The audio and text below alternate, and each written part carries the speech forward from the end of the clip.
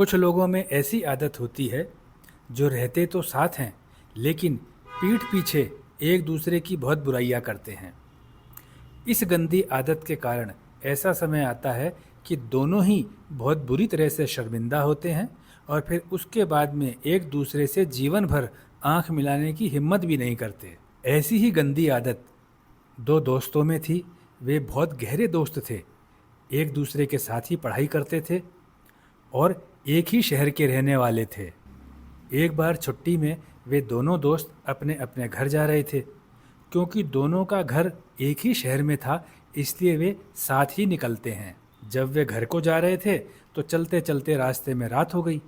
इसलिए वे दोनों दोस्त उस शहर के एक सेठ के यहाँ रुक गए। सेठ जी ने उन दोनों के लिए रात भर रहने के लिए कमरा दे दिया और रात के खाने का इंतजाम करवा दिया। अब दोनों दोस्त खुश थे क्योंकि उनकी रात अब आराम से कटने वाली थी और फिर कल सुबह वे फिर से चलते और शाम होते होते अपने घर पर पहुंच जाते। सेठ जी ने देखा कि ये दोनों पढ़ने वाले बच्चे हैं इसलिए थोड़ा समय निकाल करके उनके साथ बात करने बैठे। जब सेठ जी उनके साथ बात करने बैठे तो सेठ जी ने बातों ही बातों में जान लिया कि ये दोनों जने बहुत घमंडी हैं। इसलिए सेठ जी ने उन दोनों दोस्तों को सबक सिखाने के लिए अलग अलग बात करने का फैसला किया। जब सेठ जी ने उन दोनों दोस्तों से अलग अलग बात की तो एक ने दूसरे के लिए कहा कि वो तो बैल है, उसे तो कुछ भी आता जाता नहीं है। जब सेठ जी ने दूसरे दोस्त से बात की तो उसने पहले वाले के लिए कहा कि वो तो गधा है, उसे कुछ नहीं आता है। अब सेठ जी जान गए कि इन दोनों को तगड़ा सबक सिखाना बहुत ज़रूरी है। इसलिए सेठ जी ने एक योजना बनाई। जब रात हुई तो सेठ जी ने उन दोनों दोस्तों को खाने पर बुलाया तो दोनों दोस्त खुशी खुशी खाना खाने के लिए आ गए। जब तक उन दोनों दोस्तों के सामने खाना नहीं आया था तब तक तो वे बहुत खुश थे, लेकिन जैसे ही उनके सामने खाना आया, खाना देखते ही उन दोनों दोस्तों के चेहरे का रंग ही उड़ गया और फिर दोनों दोस्त एक दूसरे की तरफ देखने लगे। दोनों दोस्तों को अपने सामने रखा हुआ खाना देख करके गुस्सा आ गया। फिर उन्होंने सेठ जी की तरफ देखते हुए कहा, सेठ जी, आप अपने मेहमानों का इस तरह से अपमान करते हैं, क्या यही आपके संस्कार हैं?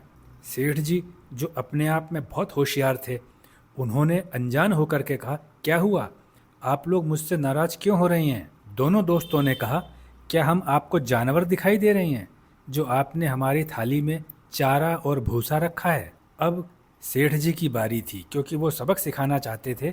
वो समय आ गया था जब सेठ जी अपनी बात कहते। इसलिए सेठ जी ने कहा, मैंने सोचा आप लोग अच्छे दोस्त हैं, साथ साथ पढ़ते हैं, एक दूसरे को मेरे से तो ज़्यादा ही अच्छी तरह से जानते होंगे, इसलिए मैंने जो जो आप लोगों ने एक दूसरे के बारे में बोला उसे ही सच माना। इसमें मेरी गलती क्या है? जब सेठ जी चुप हो गए तो दोनों दोस्तों ने कहा, सेठ जी, क्या हमने आपसे ऐसा कहा था कि हम चारा और भूसा खाते हैं? सेठ जी भी हाजिर जवाब थे। उन्होंने तुरंत कहा, बिल्कुल नहीं, आपने तो ऐसा नहीं कहा था। अब दोनों दोस्तों ने कहा, फिर आपने हमें चारा और भूसा खाने को क्यों दिया? अगर आपको खाना नहीं खिलाना था तो मना कर देते, हम किसी और जगह ठहर जाते, हम अपने खाने का कोई और इंतजाम कर लेते।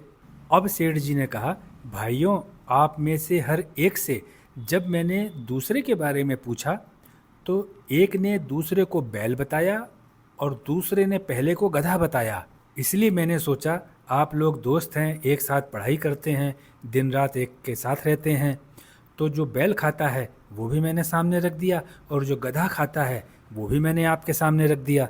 सेठ जी ने कहा, इसलिए जैसा जैसा आप लोगों ने एक दूसरे के बारे में मुझे कहा उसी के अनुसार मैंने आपको खाना दिया। अब आप लोगों को खाना खाना है तो यह वाला खाना खाइए, नहीं तो अभी का अभी मेरे घर से निकल जाइए। अब दोनों दोस्तों की हालत ख़राब हो गई। एक तो वो एक दूसरे की नज़रों में गिर गए और दूसरा अब जाएं तो जाएं कहाँ। अब दोनों दोस्त एक दूसरे से आंखें मिलाने लायक भी नहीं रहे। इसीलिए कहा गया है कि बुराई करने वाला अपने पूरे जीवन में किसी एक दिल के अंदर भी अपना स्थान नहीं बना सकता।